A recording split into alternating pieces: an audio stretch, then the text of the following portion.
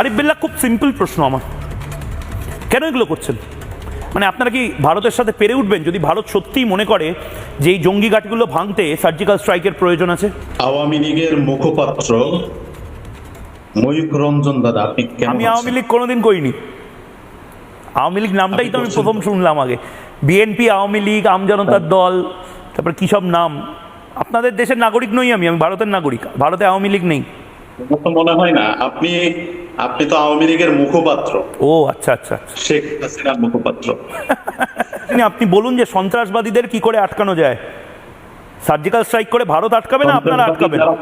ভারতে পাঠিয়ে দিয়েছি, তাদেরকে ফেরত দেন, আমরা বিচারের সম্মুখীন করব। কাকে কাকে? শেখ হাসিনা, জাহাঙ্গীর কবির নানক, সে কোথায়? আমি কোথা থেকে জানবো? বড় ভাই জাহাঙ্গীর কোথায়? কবির নানক তো আমাদের সাথে লাইভে বসলেন, কোনো এক অজ্ঞাত পরিচয় জায়গা থেকে লাইভে বসলেন। আপনারা খুঁজুন না। আপনারা তো লুকিয়ে রেখেছেন। আপনারা লুকিয়ে? বড় বড় টেররিস্টদেরকে হ্যাঁ হ্যাঁ, লুকিয়ে রেখেছি।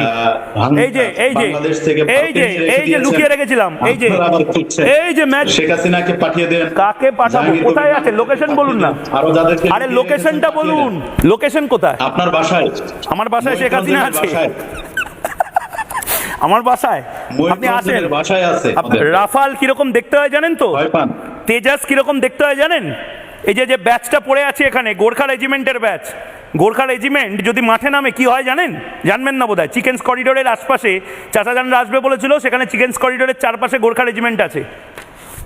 সন্ত্রাসবাদীদের এই 42টা ঘাঁটি ট্যাকেল করুন, ভেঙে দিন। বাংলাদেশে এই 42টা, শুনুন, এটা মোহাম্মদ ইউনূসকে গিয়ে বলুন, নয়তো ভারত যদি অ্যাকশন নেওয়া শুরু করে সমস্যা হবে। বেদরক পেটানি খান, হ্যাঁ? তখন লজ্জা করে না আপনাদের?